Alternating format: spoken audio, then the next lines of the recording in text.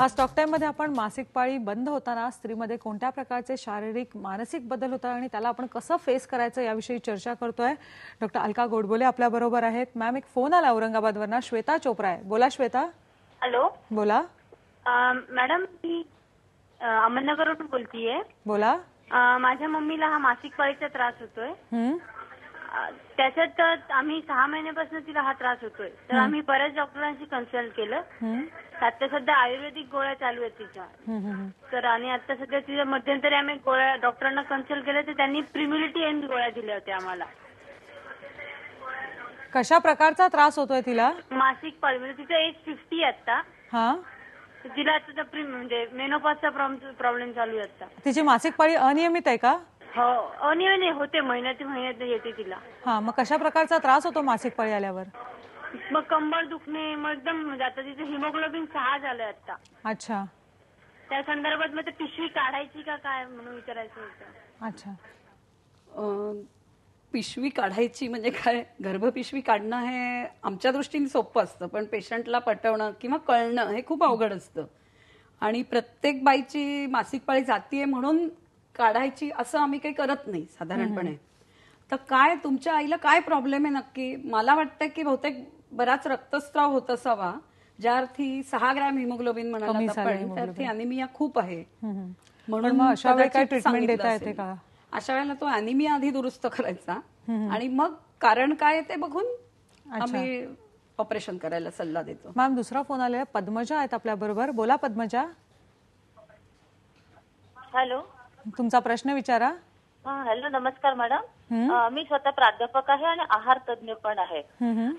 माझा प्रश्न असा होता की या पाळी जाण्याच्या काळामध्ये युटेरसचे काही आजार होतात, त्याचा आणि पाळी जाण्याचा काळ याचा काही संबंध आहे का?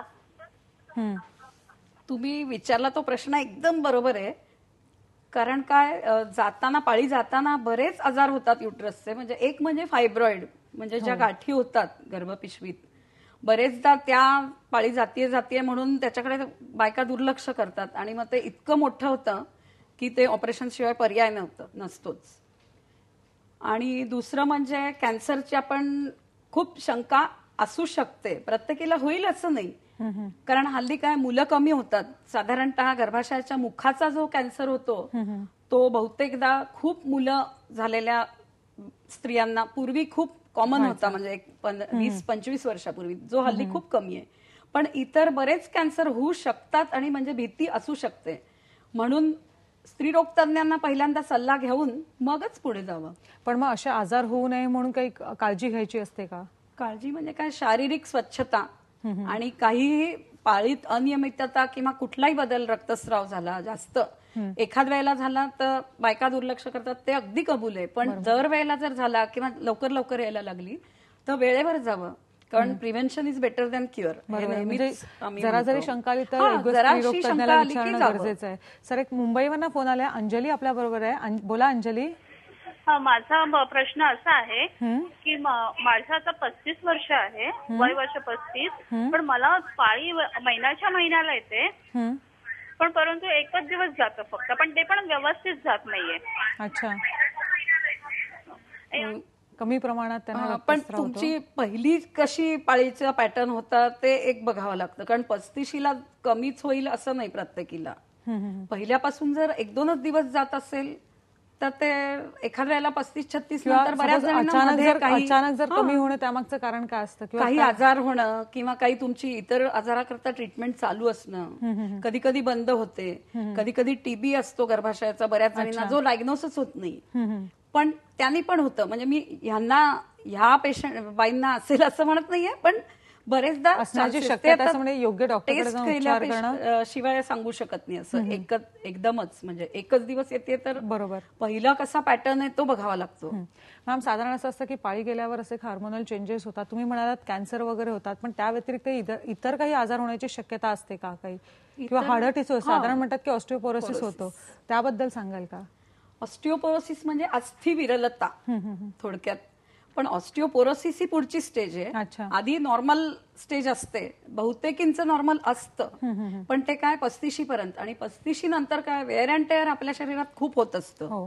त्या मानाने आपण हल्ली दूध पण प्रत्येक जण घेत किंवा आवडेल असंही नसतं ना. आणि आपला आहार विहार हे दोन्ही पाहिजे. नुसता आहारही चालत नाही, त्याच्याबरोबर व्यायाम लागतो, तरच ती बोन्स चांगली राहतात. त्यामुळे ऑस्टिओपोरोसिस व्हायला मेन कारण म्हणजे कॅल्शियमची कमतरता असते, जी बहुतेक म्हणजे हल्ली आता कॅल्शियम कॅम्प्स खूप ठिकाणी होतात. BMD म्हणजे बोन मिनरल डेन्सिटी म्हणून जे कॅम्प्स होतात, हल्ली बहुतेक महिला मंडळ किंवा खूप सोसायट्यांमध्ये पण हे लोक करतात. म्हणजे तिथे तुम्हाला कॅल्शियम घेणं पण गरजेचं आधी ते बघायला पाहिजे. ते फ्री कॅम्प्स असतात, त्याच्यात तुम्ही आरामात बघू शकता आणि त्याच्यावरून तुम्हाला तुमच्या कॅल्शियमचा अंदाज येतो शरीरातल्या. मॅम, एक नाशिकवरनं फोन आलाय. सविता आपल्या बरोबर आहेत. बोला सविता. हॅलो. बोला. हा मॅडम, माझं आहे ना वय आता 32 आहे, पण माझं वेट खूप वाढलंय आणि पाळी बरोबर येत नाही. मेन तुमची पाळी बरोबर येत नाही त्याचं कारणच तुम्ही सांगितलेत की वेट खूप वाढलंय. अच्छा. कारण वेट जे वाढतं हे आणि अचानक जर वाढलं तर पहिल्यांदा जी नॉर्मल पाळी असते ती वेट आणि हॉर्मोन्स यांचा खूप जवळचा संबंध आहे. अच्छा. आणि हॉर्मोन्सची गडबड झाली की पाळीची गडबड व्हायलाच पाहिजे. अगदी डेफिनेटली होते. म्हणून तुम्ही आधी तुमचं वजन काबूत ठेवायचा प्रयत्न करा.